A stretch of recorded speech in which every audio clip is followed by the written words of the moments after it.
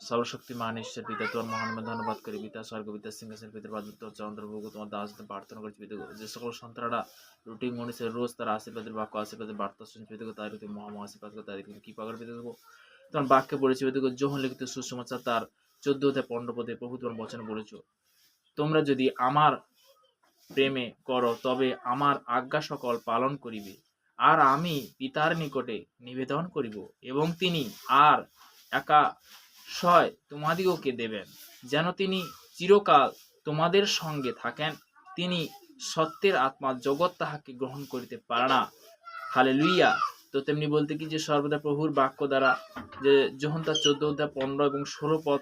পিতার আশীর্বাদের বাক্য আমরা শুনলাম তো তেমনি বলতে কি যে সর্বদা যে সকল সন্তানরা যারা পুরনো কি নতুন প্রত্যেকটা সন্তান যারা ঈশ্বরের সেবা করছে প্রত্যেকটা সন্তানকে মহা আশীর্বাদ করো তাদের তুমি কৃপা করবে দেখো তাদের দীর্ঘ তুমি আশীর্বাদে পরিণত করো